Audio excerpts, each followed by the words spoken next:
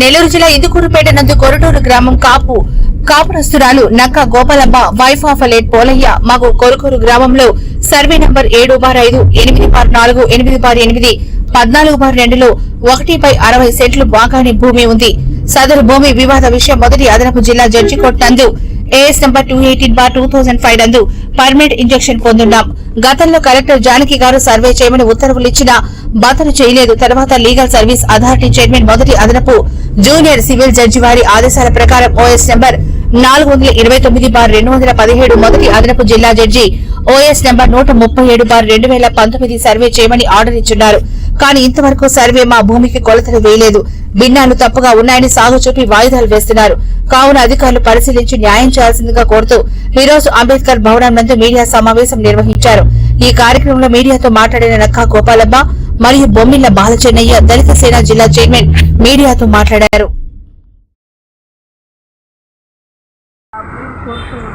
మా ఆయన పేరు బాలయ్య, నా పేరు గోపాలమ్మ. మా భూమిని ఆశ్రయించుకొని మా భూమి వచ్చిన వాళ్ళని రానియకుండా పొలవనీయకుండా చేసుకుంటాం. మాకు దయచేసి చెయ్యాలా, న్యాయం చెయ్యాలి. మాకు కోర్టు ఆర్డర్ ఇచ్చినా కానీ ఎస్పీ కోర్టు కాగితం ఇచ్చాము. దయచేసి మా భూమి మాకు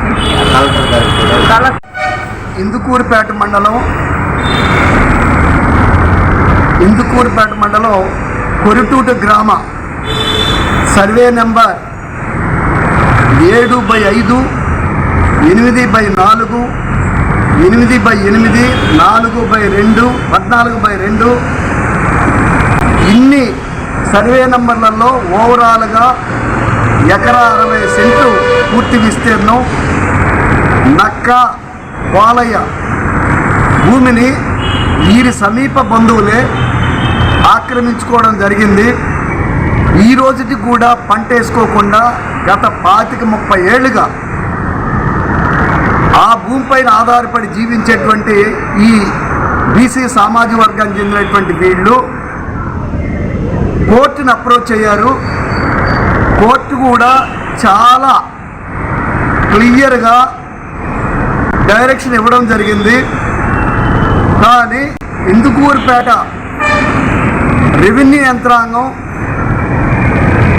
కోర్టు అమీనాను పంపించినప్పటికీ కూడా చుట్టుపక్కల ఎవరైతే ఆక్రమించుకున్నారో వాళ్ళ అన్ని డాక్యుమెంట్స్ అన్నీ తీసుకొని వెరిఫై చేసుకొని వాళ్ళ విస్తీర్ణం ఎంత ఉంది, వీళ్ళ భూమి ఎవడెవడు ఆక్రమించాడో దాంట్లో చూసుకొని కోర్టు యొక్క ఉత్తర్వుల్ని అమలుపరచాల్సినటువంటి ఈ రెవెన్యూ యంత్రాంగం అమలుపరచనందున ఈ ఏదైతే నక్క పోలయ్య తిరిగి కోర్టుల చుట్టూ ఎంఆర్ ఆఫీసుల చుట్టూ అలిసిపోయి చనిపోవడం జరిగింది.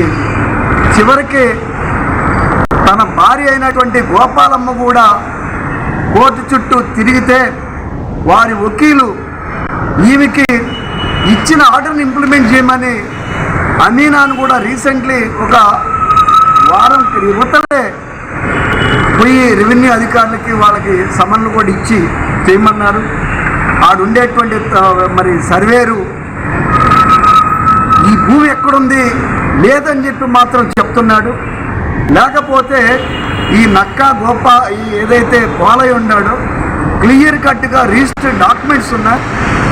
ఆక్రమించిన వ్యక్తులు వాళ్ళ సమీప రక్త బంధువులే, వాళ్ళు బలగం ఉన్నటువంటి వ్యక్తులు చేసి వీళ్ళ భూమి ఎక్కడుందో ఐడెంటిఫై చేసి తిరిగి వాళ్ళకి ఇప్పించి కోర్టు వారికి మీరు అధికారికంగా సమాధానం చెప్పి ఇస్తే ఆవిడ నిజంగా నిద్రపోయేటువంటి అవకాశం కల్పించిన వాళ్ళు అవుతారని చెప్పి ఈ సందర్భంగా నేను పత్రికా ముఖంగా మీడియా ముఖంగా నేను తెలియజేస్తున్నాను. కాబట్టి రెవెన్యూ యంత్రాంగం తప్పిదాల వల్ల చాలామంది కోర్టుల చుట్టూ తిరిగి ఎంఆర్ఓ కార్యాలయ చుట్టూ తిరిగి not only this case number of revenue ఇష్యూస్లో కోర్టు ఉత్తర్వులు ఇచ్చినా కూడా ఇంప్లిమెంట్ చేయలేనటువంటి దౌర్భాగ్య పరిస్థితి ఈ రెవెన్యూ వ్యవస్థలో ఉంది.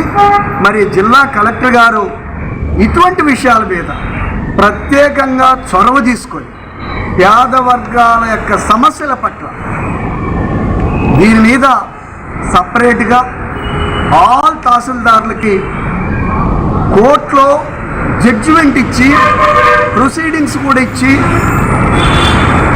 పొజిషన్ చూపించమన్నటువంటి ఏదైతే ఉన్నాయో వాటన్నిటి మీద జిల్లా కలెక్టర్ గారు, జాయింట్ కలెక్టర్ గారు ప్రత్యేకంగా చొరవ చూపాలని చెప్పి ఈ సందర్భంగా నేను వారికి సవినయంగా వారికి విజ్ఞప్తి ద్వారా తెలియజేస్తున్నా.